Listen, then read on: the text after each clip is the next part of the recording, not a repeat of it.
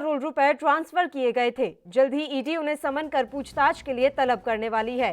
इसी मामले में सोमवार को शिवसेना सांसद संजय राउत की पत्नी से केंद्रीय जांच एजेंसी ने करीब 3.5 घंटे पूछताछ की है। ईडी सूत्रों की माने तो प्रवीण राउत के एक फार्म ने एक ट्रस्ट में भी कई करोड़ रुपए ट्रांसफर किए थे। इस ट्रस्ट को एक नामचीन राजनीतिक परिवार कंट्रोल करता है और ईडी को जांच में इस घोटाले में अंडरवर्ल्ड की भूमिका का भी पता चला है। आपको ये जानकारी हम पहुंचा रहे हैं संजय राउत को लेकर।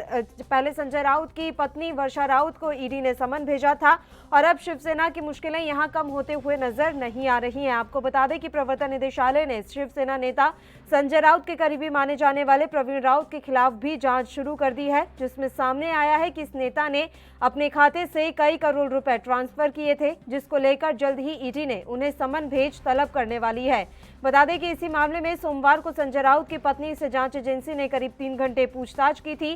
प्रवर्तन निदेशालय की जांच में सामने आया है कि प्रवीण राउत के एक फार्म ने एक ट्रस्ट में करोड़ों रुपए ट्रांसफर किए थे। बताया जाता है कि इस ट्रस्ट को एक बड़ी राजनीतिक परिवार चलाता है। वहीं एजेंसी के अधिकारियों को पता चला है कि इस घोटाले में अंडरवर्ल्ड की भूमिका का भी नाम हो सकता है, अंडरवर्ल्ड की भूमिका भी शामिल हो सकती है। जांच में सामने आया है कि यह रकम उसी अमाउंट का हिस्सा है जिसे एचडीआईएल के प्रमोटर्स वर्धमान बंधुओं ने पीएमसी बैंक से लिया था।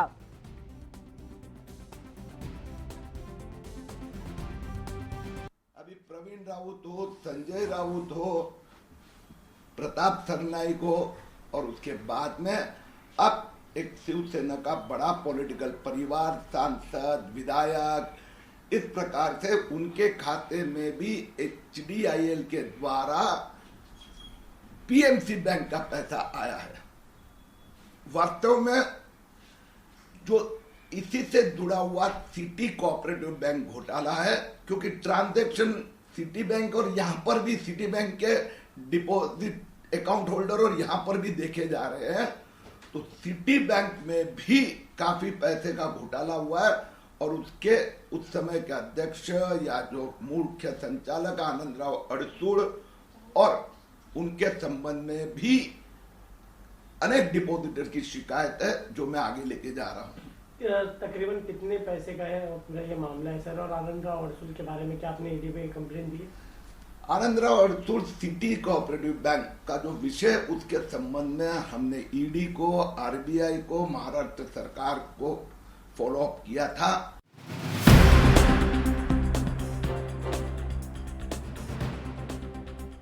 शिवसेना की मुश्किलें कम होने का नाम नहीं ले रही हैं। पीएमसी बैंक घोटाले के चलते शिवसेना नेताओं की मुसीबतें कम होने का नाम नहीं ले रही हैं। अब प्रवर्तन निदेशालय ने शिवसेना नेता संजय राउत के करीबी माने जाने वाले प्रवीण राउत के खिलाफ जांच शुरू कर दी है, जिसमें ये सामने आया है कि इस नेता ने अपने खाते से कई करोड़ रुपए ट्रांसफर किए थे, जिसको लेकर जल्द ही ईडी ने उन्हें समन भेजकर तलब करने का निश्चय ले लिया है। जल्द ही उन्हें तलब किया जाएगा।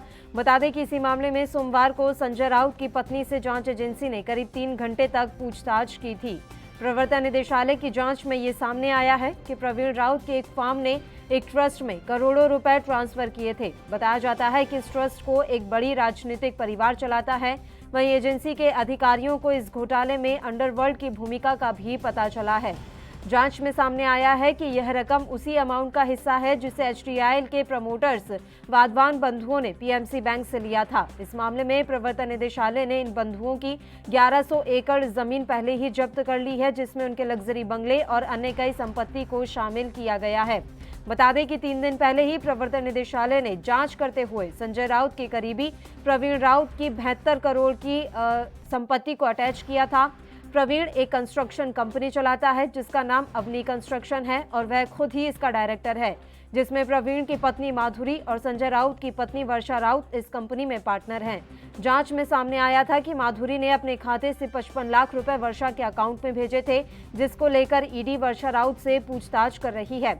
और वहीं पीएमसी बैंक घोटाले को लेकर आपको जानकारी दे दें कि साल 2019 में पीएमसी बैंक में फर्जी खातों के जरिए एक डेवलपर को 6,500 करोड़ रुपए का कर्ज देने का मामला सामने आया था, जिसके चलते रिजर्व बैंक ऑफ इंडिया ने पीएमसी बैंक पर कड़े प्रतिबंध लगा दिए थे। वहीं इस मामले में सारंग वाधवान और राकेश वाधवान को हिरासत में लिया गया था, जिनकी वजह से पीएमसी बैंक को डुबोने में जो 44 खाते मिले थे, उनमें से करीब 10 अकाउंट से एचडीआईएल के बताए गए थे। और अब इसमें शिवसेना के नेता जो हैं लगातार फंसते हुए नजर आ रहे हैं।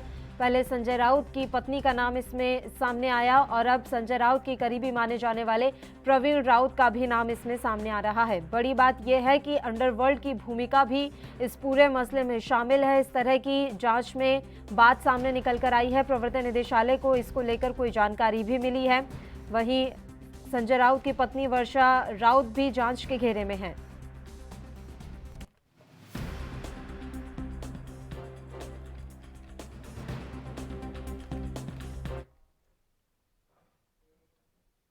और इस मसले पर चर्चा की शुरुआत कर लेते हैं। इस समय दो मेहमान हमारे साथ जुड़े हुए हैं। दोनों मेहमानों का आपसे परिचय करवा देते हैं। शशिकांत यादव जी जो कि शिवसेना से हैं और इसके अलावा परमिंदर कटारिया जी जो कि भारतीय जनता पार्टी से अपना पक्ष रखने के लिए इस समय हमारे साथ जुड़े हैं। दोनों ही मेहमान लाइव बैठे हुए हैं। आप दोनों का बहुत बहुत स्वागत है एएनबी न्यूज पर।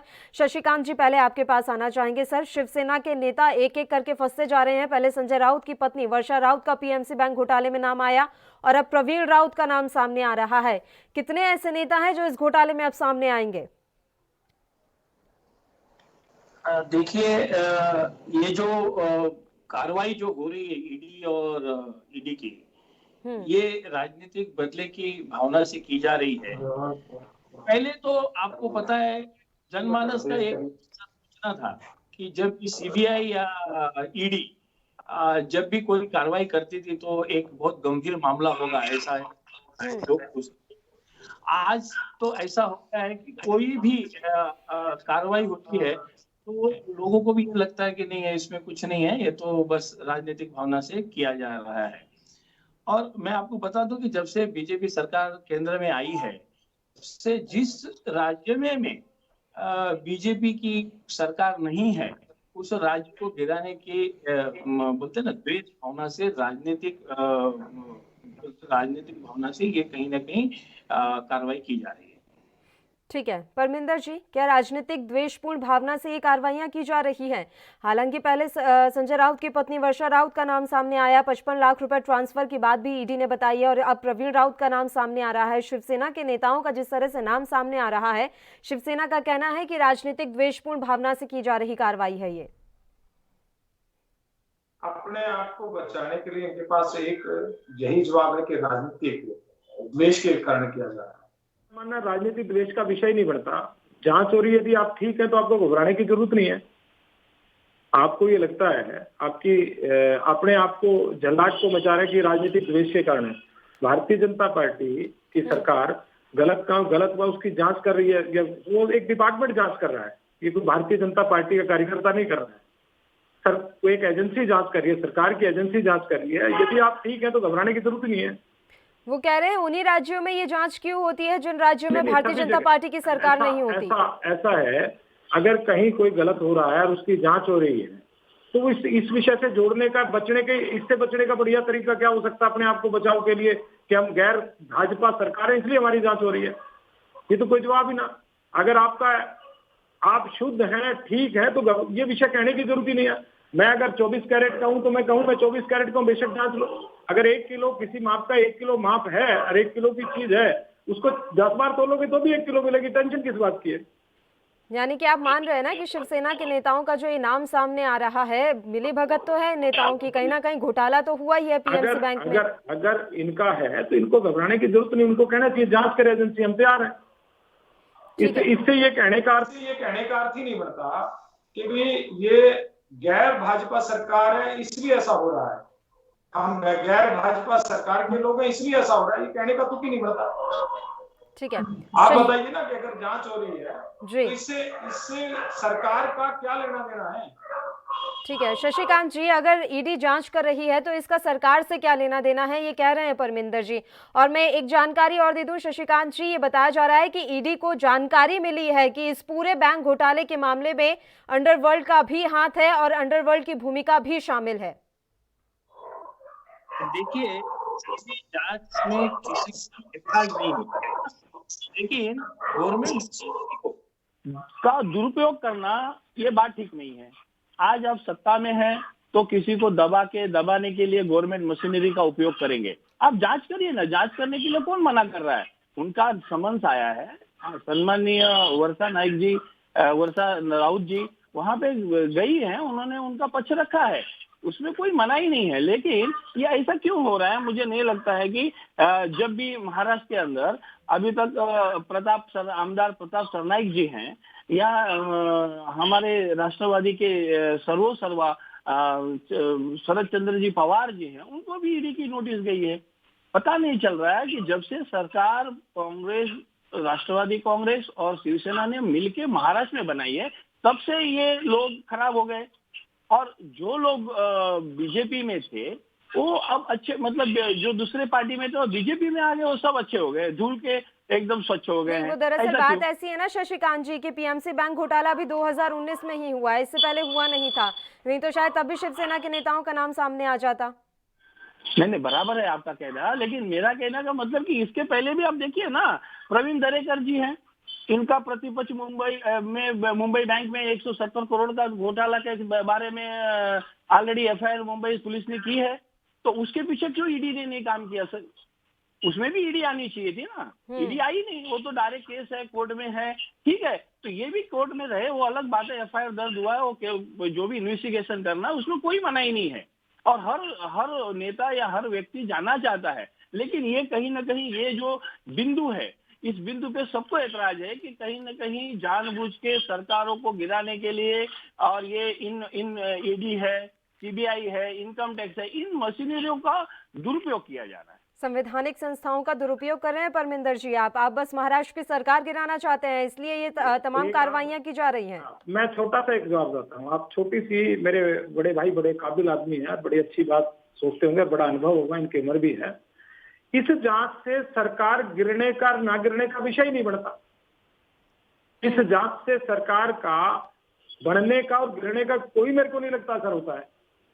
नहीं, आप परेशान तो कर ही रहे हैं ना, उनके नेताओं को बार बार डिस्टर्ब कर रहे हैं। बहन जी, मैं छोटी सी बात आपको कहूँ, सरकार विधायक गिराता है, विधायक बनाएगा, इनके पास बहुमत है तो इनको टेंशन लेने की जरूरत नहीं। इस जांच से विधायकों पर क्या असर आना है? आप जानती है ना, थोड़े से मैथ को, ये मैथ की कैलकुलेशन जानते होंगे, सरकार विधायकों से बनती है, सरकार राउत से नहीं बनती है, किसी भ्रष्टाचार से नहीं बनती है। आप इस बात की जांच कि सरकार को दबाने की विषय नहीं है। अगर आप, मैं छोटी सी वही बात दोबारा रिवाइज करता हूं कि अगर वो ठीक है तो घबराने की जरूरत ही नहीं है। मेरे पे कोई ब्लेम लगाएगा और मैं ठीक हूं तो थोड़ा समय लग सकता है, अगर आप, मैं ठीक हूं, मुझे संघर्ष करना पड़ सकता है, और उसके अलावा कोई ना, और जितना संघर्ष करेगा उतना अच्छा हो जाएगा। ठीक है शशिकांत जी, डर क्यों रहे हैं? वो बार बार एक ही बात कह रहे हैं, अगर आप सही हैं तो इतना परेशान क्यों, इतनी बौखलाहट क्यों? और परमिंदर जी ने एक बात कही है कि सरकार इस तरह की ईडी की कार्रवाइयों से नहीं गिरती है, विधायकों से गिरती है, और आपके पास तो बहुमत है, तो फिर परेशान होने वाली कोई बात ही नहीं है। नहीं, बात सही है। मैं ये बोलना चाहता हूँ कि देखिए, अभी कुछ दिन पहले आमदार प्रताप जी सरनाईक के बारे में भी ये ईडी की कार्रवाई की गई। अब ईडी की कार्रवाई जब हुई तो उनके घर पे छापा पड़ा गया, ठीक है, और उन्होंने उनके ऊपर कार्रवाई इसलिए की गई कि उन्होंने अभिनेत्री कंगना रनावत के बारे में कुछ कहा था। अब उनके बीजेपी के लोगों के बारे में या बीजेपी के बारे में जो भी नेता बोलेगा, बीजेपी की कब से हो गई शशिकांत जी? नहीं, मैं ये बात करना, देखिए उनको तो फिर जेड सिक्योरिटी किसने, बीजेपी ने दी। आज मुझे बताइए कि आज तक फ्रीडम फाइटर है, जो लोग अपनी हड्डियां, जो लोग गला देते हैं बॉर्डर पे रह के, जो इतनी कड़ाके की सर्दियों में भी जाते हैं, जब वो रिटायर्ड होते हैं उनकी भी बहुत सारी परेशानियां, उनको तो कभी ऐसे जेड सिक्योरिटी को उनकी परेशानियों में दिया नहीं गया, उसे जेड सिक्योरिटी दी गई। आप बताइए ये कहाँ तक ठीक है? क्यों दी गई? फिर वो तो बीजेपी की नहीं थी, क्या इतना बड़ा काम किया है उन्होंने कि जिनको जेड सिक्योरिटी दी गई? हाँ, तो आज ये बातें एकदम क्लियर होती है कि कहीं ना कहीं बीजेपी जब से कांग्रेस, राष्ट्रवादी कांग्रेस और शिवसेना का एक घटक दलों का मिलकर गठबंधन हुआ है, तब से कहीं ना कहीं इनकी सत्ता उनके मुंह से आते हुए छीन गई है, और ये कार्रवाई की भावना और राजनीतिक भावना से की जा रही है। और मुझे फिर से यही कहना है कि कार्रवाई करने में किसी को भी तकलीफ नहीं है, आप जांच करें, लेकिन गवर्नमेंट मशीनरी का दुरुपयोग ना करें, ये कानूनन गलत है। देखिए परमिंदर जी, इस तरह की मशीनरी का इस्तेमाल करना बहुत गलत है और लगातार आप पर ये आरोप लगते रहे हैं कि सीबीआई, ईडी और इन सब का आप लोग हमेशा से दुरुपयोग करते रहे हैं। आप इनके भाव से लगा लें। अब ये विषय भटकाना चाहते थे, कभी रणावत की बात करते हैं, किसको सिक्योरिटी मिली किसको नहीं मिली, उसकी बात पर ले जाना चाहते हैं। आप विषय, आज का विषय है कि जांच होने के का सरकार के ऊपर दोष लगाने वाला विषय है। मैं वही बात दोबारा कहता हूँ कि जांच से आपको ये कहने का अधिकार नहीं कि जी हमारी सरकार गैर को भाजपा है इसलिए जांच हो रही है। मैं कह रहा हूँ आप जांच से डर क्यों रहे हैं? जांच के विरोध में आप क्या अपने को साक्ष्य दीजिए कि मैं दोषी नहीं हूँ, उस पर एनर्जी लगाइए ना सब। इस पर एनर्जी लगाने की बजाय एनर्जी लगानी चाहिए, दूध का दूध पता नहीं कितने कितने नेताओं पर लगे हैं, क्या वो नेताओं सारे दोषी हैं? ये नहीं कह रहा वो दोषी होंगे, अगर दोषी हैं तो उन्हें घबराएंगे, अगर दोषी नहीं है तो घबराने की जरूरत ही नहीं है। बिल्कुल परमिंदर जी, रोक रही हूँ अभी आपको एक छोटे से ब्रेक के लिए। बुलेटिन में हमें यहाँ रुकना है, फौरन हाजिर होंगे ब्रेक के बाद।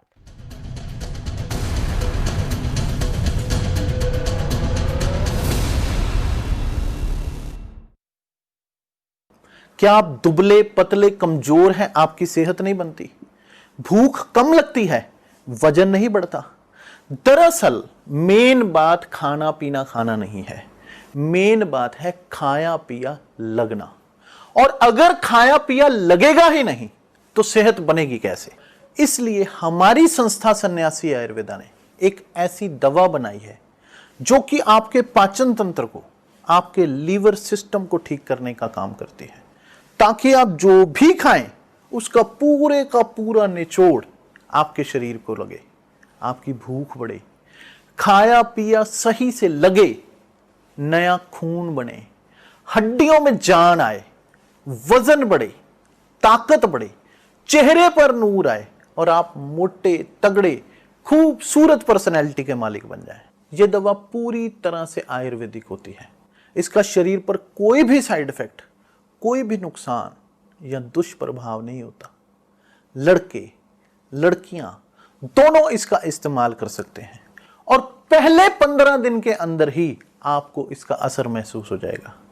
सिर्फ 650 रुपए की पूरे 1 महीने की दवा होती है और आप इसे घर बैठे 01145454545 पर फोन करके दवा मंगवा सकते हैं।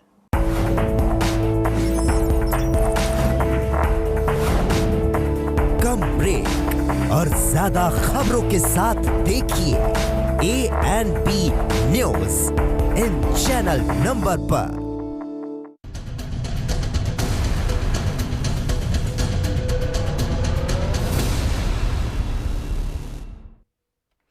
ब्रेक के बाद एक बार फिर से राष्ट्र धर्म में आप सभी का स्वागत है। शिवसेना का एक और नेता ईडी के रडार पर है। आपको बता दें कि संजय राउत के करीबी माने जाने वाले प्रवीण राउत अब ईडी के रडार पर आ गए हैं। मामला वही है पीएमसी बैंक घोटाले का और बताया जा रहा है कि प्रवीण राउत की पत्नी माधुरी ने वर्षा राउत के अकाउंट में जो है 55 लाख रुपए भेजे थे और ईडी को कुछ इस तरह की भी जानकारी मिली है कि कई ऐसे करोड़ों के जो लेन देन है वो हमेशा से प्रवीण राउत के अकाउंट से होते रहे और इन्हीं तमाम सबूतों के आधार पर उन्हें अब समन भेजा गया है और उन्हें तलब किया गया। और इसके बाद से ही लगातार ये कयास लगाए जा रहे हैं कि शिवसेना के नेता एक एक करके ईडी की रडार पर आ रहे हैं। कहीं ऐसा तो नहीं कई बड़े घोटाले का खुलासा ईडी कर दे। और इन्हीं तमाम सवाल जवाबों के साथ दोनों मेहमान हमारे साथ लगातार जुड़े हुए हैं। परमिंदर जी से हम बात कर रहे थे, उन्होंने साफ तौर पर कहा है कि डरने की जरूरत नहीं है, अगर वो पाक साफ है तो वो पाक साफ ही रहेंगे और अगर गलत है तो उनको डरने की आवश्यकता है। शशिकांत जी, आपने कह दिया कि ठीक है राजनीतिक द्वेषपूर्ण भावना के तहत ही कार्रवाइयां करवाई जा रही हैं, लेकिन जो अकाउंट डिटेल सामने आई है उससे कैसे आप झुटलाएंगे? चाहे वो वर्षा राउत की अकाउंट डिटेल हो या प्रवीण राउत की अकाउंट डिटेल हो। प्रवीण राउत की अकाउंट डिटेल तो करोड़ों की है, जबकि वर्षा राउत के अकाउंट में तो फिर भी 55 लाख रुपए का ही हेरफेर हुआ है। जांच का विषय है और ये न्यायिक विषय है, इसमें मैं ज्यादा कुछ नहीं कहना चाहूंगा। जो भी चीजें हैं ये जो आएंगी ये जांच का विषय है और जांच हो रही है। इसमें ऑलरेडी ईडी के सामने श्रीमती वर्षा राउत जी वहां पे जा चुकी हैं और उनके सामने 5-6 घंटा थी और आगे भी जब बुलाया जाएगा वो जाने के लिए मना ही नहीं है। मुझे सिर्फ ये कहना है कि ये जो केंद्र सरकार है ये महाराष्ट्र सरकार को काम क्यों नहीं करना देना चाहती है। जब हम काम करना चाह रहे हैं ऐसे कोविड-19 के ऐसे बोलते जिसे राष्ट्रीय आपत्ति डिजास्टर बोला गया, जो नोटिफाइड डिजास्टर करके सम्माननीय पंतप्रधान नरेंद्र मोदी जी ने नोटिफाइड किया है। ऐसे वक्त पे हम लोग इन बीमारियों से लड़ रहे हैं, इन इतने आपत्ति जो आई है अचानक, इसकी से लड़ रहे हैं। इसमें ये अचानक जैसे थोड़ा सा कम हुआ मामला, तुरंत ये इस तरीके की द्वेष की भावना से काम किया जा रहा है। हम चाहते हैं काम करें, लोगों का काम करें, विकास करें। महाराष्ट्र सरकार बहुत सुंदर काम करी है और उसमें कहीं ना कहीं आड़ा बनना चाहते हैं। और देखिए दिल्ली में भी यही कर रहे हैं, हर जगह। जहां बंगाल में देख लीजिए, बंगाल में सारे जो भी ममता बनर्जी के समर्थक मंत्री हैं, सारे लोगों पे ईडी की कार्रवाई करना चाहते हैं। सब ईडी वो वहां, जब तक बोलते हैं ना कि ये वही राज्यों में हो रहा है जहां पे बीजेपी सरकार नहीं है। परमिंदर जी, भाषा क्या है? सरकार ने अलग अलग डिपार्टमेंट अलग अलग काम करने के लिए बनाया गया है। ईडी डिपार्टमेंट जो जांच कर रहा है वो एक डिपार्टमेंट है, उसका काम है, वो काम करेगा। आप कहें कि आज कोविड के कारण हम सारी जांचें बंद कर दें, इनका कहने का मतलब है कि और जो डिपार्टमेंट जिससे पारदर्शिता प्रशासन में आ सके, गलत काम भ्रष्टाचार रुक सके, इन सारी बातों को क्या बीमारी के कारण अलग छोड़ दिया जाएगा? ये किस तरह की बात कर रहे हैं कि हमारे अब जो समय नहीं है, एक गलत काम, एक क्राइम होता है, गलत होता है, क्या पुलिस प्रशासन अपना काम बंद कर देगा? जिससे संबंधित जो आदमी काम करने के दायित्व है वो ऐसी बीमारी के बीच भी अपना काम कर रहा है। आपको बल्कि हिम्मत बढ़ानी चाहिए कि देश की गति में भ्रष्टाचार रोकने के लिए, गलत काम करने के लिए जो अगर वो इस समय भी अपनी ईमानदारी से काम कर रहे हैं, उनकी हिम्मत बढ़ानी चाहिए। और आप विषय से भटक रहे हैं, बार बार एक बात कहते हैं कि दिल्ली में ऐसा हो रहा है, बंगाल में ऐसा हो रहा है। इसकी बजाय आपको अपने प्रशासन, अपने सिस्टम को ठीक करने की कोशिश करनी चाहिए और अपने नेताओं को आदेश देने चाहिए कि किसी गलत काम में भागी ना हो। गलत में भागी होगे तो हम सरकार, हमारी पार्टी का नाम खराब होगा, हमारे संगठन का नाम खराब होगा। उस पर एनर्जी लगानी चाहिए, इस तरह की मोटिवेट करना चाहिए ताकि अच्छे लोग राजनीति में आ पाए, पैसे का दुरुपयोग ना हो पाए, पर भ्रष्टाचार बढ़ ना पाए। आप एक बात बड़ी अच्छी करें, अंडरवर्ल्ड से जुड़ा होना। आप ये मानिए अंडरवर्ल्ड से जुड़ने के कारण कितना बड़ा गलत मैसेज जाता है देश के लिए भी, और राजनीतिक लोग जो समाज में काम करते हैं, राजनीतिक लोग से एक चित्र, एक राजनीति व्यक्ति जो है एक आदर्श के रूप में होता है, वो अगर ठीक रहेगा तो समाज को गति मिलती है। इस बात की इनको चिंतन करना चाहिए आदर्श जी को। आप किसी को काम रोकने की बात करते हैं, हमारे नाम पर कहते हैं कि उसमें काम करना चाहिए, तो वो अपना काम कर रहा है डिपार्टमेंट, आपको उसकी हिम्मत बढ़ानी चाहिए। जो डिपार्टमेंट जिस काम के लिए लगा है उसको उस चीज की जिम्मेवारी मिली है तो वो काम करना चाहिए। उस काम से बीमारी का क्या लेना देना है? ठीक है शशिकांत जी, जिस तरह से ये बात कही जा रही है कि इस पूरे स्कैम के जो तार हैं वो अंडरवर्ल्ड से भी जुड़े हुए हैं, तो क्या ये माना जाए कि शिवसेना के नेताओं के तार भी अंडरवर्ल्ड से जुड़े हुए हैं? देखिए, मैं फिर से ये बात बताना चाहूंगा कि हमारे बड़े भाई जो बार बार ये कह रहे हैं कि ईडी जो है वो अपना काम कर रही है और फिर शिवसेना को डरने की क्या जरूरत है। मैं फिर से ये बात बताना चाहूंगा कि ईडी अपनी कार्रवाई कर चुकी है, उसमें हमारे जो नेता हैं, जो भी लोगों को बुलाया गया वहां पे जा चुके हैं। और मैं इनसे एक ही सवाल पूछना चाहता हूं कि ईडी ठीक है अपना काम कर रही है, लेकिन प्रवीण दरेकर जी हैं जो नेता प्रतिपक्ष हैं, मुंबई में उनके ऊपर 170 करोड़ घोटाले का जो एफआईआर दर्ज उनके विरुद्ध हुआ है, उसमें ईडी क्यों नहीं आई? मैं ये पूछना चाहता हूं इनसे कि सुजान चौधरी और सीएम रमेश जो टीडीपी के जो नेता हैं, ये जैसे ही बीजेपी में आ गए उनके विरुद्ध तुरंत कार्रवाई बंद कर दी गई, क्यों? मैं यही इसीलिए बार बार हम लोग ये कह रहे हैं कि आप गवर्नमेंट मशीनरी को दुरुपयोग कर रहे हैं। आप गवर्नमेंट मशीनरी का दुरुपयोग करना एक बहुत बड़ा जुर्म है और ये अननेसेसरी पब्लिक फंड को यूज है। मैं ये बोलना चाह रहा हूं कि पब्लिक का पैसा है, गवर्नमेंट मशीनरी का यूज करना गलत बात है और वो हो रहा है क्योंकि कुछ कारण सामने हैं। अगर है तो बताइए कि प्रवीण दरेकर जी के विरुद्ध में ईडी ने क्यों काम नहीं किया? परमिंदर जी, आपका जवाब चाहेंगे इससे? ये बात को भटकाने का काम कर रहे हैं। नहीं, बात को भटकाने का काम, वो एक सवाल ही तो पूछ रहे हैं सर, वो सवाल नहीं पूछ सकते क्या? एक और है जी, आप आज का विषय उसकी जांच का है, वो जांच हो रही है, उसके संबंधित सारी जांचें हो रही हैं, सबकी हो रही हैं, तो इसमें इनको उससे दूसरे की पैज की बजाय अपना करें ना कि हम ठीक है, उसकी लड़ाई लड़े ना। उसको वो ठीक अपनी करें ना। लड़ाई तो लड़ ही रहे हैं। वर्षा राउत मना थोड़ी ना कर रही है कि मैं नहीं जाऊंगी और मैं तो जांच में हाँ, सहयोग नहीं उसकी करूंगी। जांच जांच में करें, सहयोग तो संबंधित- कर रहे हैं, संबंधित लेकिन बात तो संबंधित- सवाल तो ये भी उठ रहा है ना सर कि इस तरह की संवैधानिक संस्थाओं का दुरुपयोग क्यों हमेशा विपक्ष कहीं के नहीं नेताओं है। पर ही इस तरह की कार्रवाई होती है? ऐसा कुछ नहीं है। जहां गलत नजर आएगा डिपार्टमेंट अपने हिसाब से काम करता है, डिपार्टमेंट अपने हिसाब से काम करता है, वो काम कर रहा है। और जो पहले से गलत है, लेकिन अगर उन्होंने आपका साथ पकड़ लिया तो फिर वो सही हो जाते हैं, ऐसा नहीं है, ऐसा नहीं है। ये आकलन इनको लगता है जो साथी हमसे छूट गया, जो साथी दूसरे के पास गया, वो दोषी हो गया। ठीक है, शशिकांत जी कुछ कह रहे हैं। जो मामले थे ये गलत नहीं थे, तो आज वो सही हो गए। मुझे यही कहना है कि वो अगर 170 करोड़ का मामला वो बहुत सही था, है ना, उसके पीछे ईडी काम नहीं करनी चाहिए, क्योंकि वो तो बीजेपी में है जी। और यही इसी वजह से ये हम लोग ही नहीं, सारी जनमानस का ये मानना है कि कहीं ना कहीं बीजेपी सरकार आने के बाद में राजनीतिक द्वेष की भावना से किया जा रहा है, सरकारों को गिराने के लिए काम किया जा रहा है। इनकी बात को रोकता हूँ। सरकार गिरने का विषय ही नहीं है साहब। यादव जी, सरकार का इस जांच से क्या गिरने का बनने का कारण नहीं है। इससे आप ये बताओ सरकार कैसे गिर जाएगी? इससे सरकार कैसे गिर सकती है? अगर मुझे छोटी सी बात जांच होती है, मैं छोटी सी बात आपसे, राहुल जी की जांच से क्या सरकार गिर जाएगी? मैं आपसे सरकार इसी छोटी सी पर बात आधारित पूछ है। रहा हूँ, मैं आपको फिर से एक छोटी सी बात पूछ रहा हूँ कि ये जो भी हो रहा है, आप बताइए, महाराष्ट्र के अंदर अचानक सीबीआई आ जाती है, 2 महीना घूम घूम के इतना दिखाया जाता है कि मतलब महाराष्ट्र सरकार ने इतना बड़ा मतलब क्राइम कर दिया है कि महाराष्ट्र सरकार के सारे लोग उसमें इन्वॉल्व है। 2 महीने तक उसकी जानकारी की जाती है, जो उसमें इन्वेस्टिगेशन किया जाता है और उसमें कुछ नहीं निकलता। सारे लोग खराब हैं। अगर संबंधित आदमी है, कुछ सबूत है, उनके आधार पर जांच कर रहे हैं। ठीक है, बिल्कुल सर। देखिए, ईडी तो अपनी जांच कर ही रही है और उम्मीद यही की जा सकती है कि जो जांच हो वो बिल्कुल निष्पक्ष तरीके से हो, बेवजह किसी बेगुनाह को ना फंसाया जाए तो वही बेहतर होगा। और आप पर भी ये तो आरोप लगते ही रहे हैं कि इस तरह की संवैधानिक संस्थाओं का जो है आप दुरुपयोग कर रहे हैं। खैर, देखने वाली बात यहाँ पर यही रहेगी कि प्रवीण राउत और वर्षा राउत क्या पाक साफ निकल पाते हैं या नहीं। आप दोनों मेहमानों का बहुत बहुत शुक्रिया तमाम चर्चा के लिए आप हमारे साथ जुड़े।